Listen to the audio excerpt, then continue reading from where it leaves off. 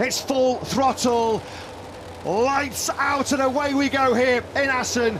Marco Bezzecchi's got a good launch away from pole position, but so too has Pecco Bagnaia. Bagnaia's going to sweep to the inside line. Here comes Brad Binder. He's got 3 Ducatis in the first corner. He takes Marini, he takes Bezzecchi and Bagnaia. That is brilliant by Binder. Really poor start for Fabio Quartararo. He's back down in the midfield. Once again, Luca Marini losing early ground here. He slipped already behind the Aprilia of Aleix Espargaro. There he is on the number 10 bike. Fabio Quartararo's had a horror start as well. He went from the end of that second row in 4th. He's down in 12th. And Jorge Martin is behind him. He's 13th, so Martin didn't make ground on the first lap either. So Prima Pramac Ducati and Monster Yamaha having a terrible start to this Grand Prix. Oh no, that's Jack Miller who's gone down. Miller's lost the front of his KTM in the first corner, and he just looks full of frustration. He gives the aero a proper good kick. So now Red Bull KTM hopes resting firmly on the broad shoulders of Binder, who's coming under big pressure here from Bagnaia. Is Bagnaia going for it? He is. This is, oh, somebody's down further back down the pack as well. I don't know if that may well have been Quartararo and Zarco. There's going to be no double podium for him here. They have come together. They have gone down, and Fabio Quartararo is hurt here, isn't he? He's already got that that nasty left foot injury, left ankle injury. After all that drama, Bagnaia then has taken the lead. Binder in second place, Bezzecchi still in third place. He's been there since the first corner of this Grand Prix. Vinales again is the fast man circuit. He now moves on the inside of Marini into first corner. Vinales up to P5. Yeah, there's been a moment as well for Aleix Espargaro as he desperately tries to go with the trio ahead of him. Oh, and that's Maverick Vinales. Vinales, well, we just said he's done successive fastest laps of the Grand Prix, and it all ends in the gravel trap. He drops down, head in hands, Maverick Vinales. How quick did that front end go from him going into second bar? That's a third gear entry. This is going to be a fast one, isn't it? He tips it in. Maverick Vinales then. Another early casualty. We've already lost Jack Miller. Here comes Jorge Martin on the inside of Luca Marini, who's having another real tough job. Marini just got it wrong, didn't he? Pushed a little bit offline going in to the Timmer chicane.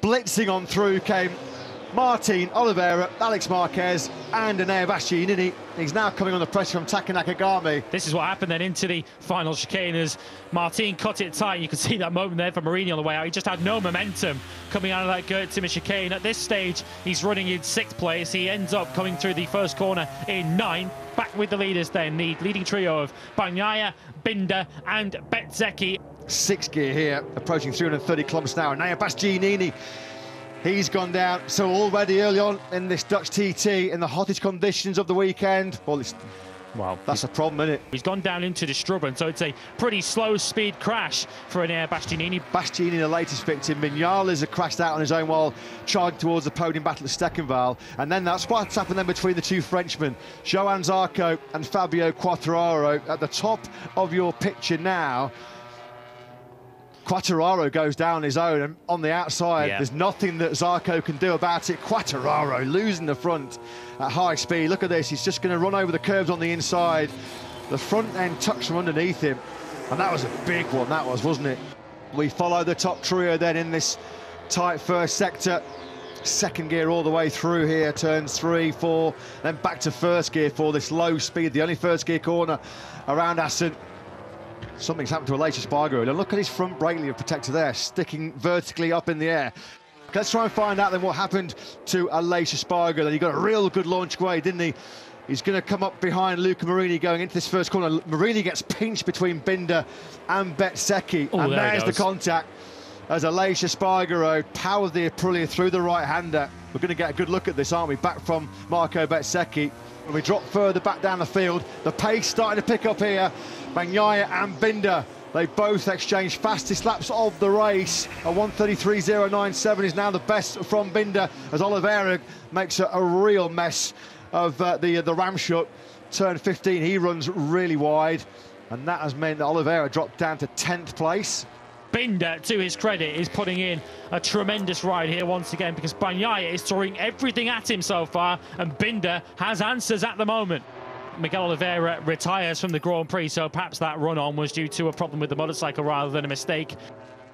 It was 6/10 at the start of the lap. It's now up to 8/10 for Pecco Bagnaia. So is he now taking this opportunity to try and bolt clear of Brad Binder? Can Binder respond to that? We know he responded a few laps ago when Bagnaia put in that fastest lap of the Grand Prix, but that mistake has just opened up a bit of breathing space for the reigning world champion. So Binder needs to respond quickly. This is Taka Nakagami then taking his long lap penalty. We've seen a few riders through there over the course of the day so far. Nakagami stays nicely within the white lines. He's rejoined in 8th place, so he did lose that spot to Luca Marini.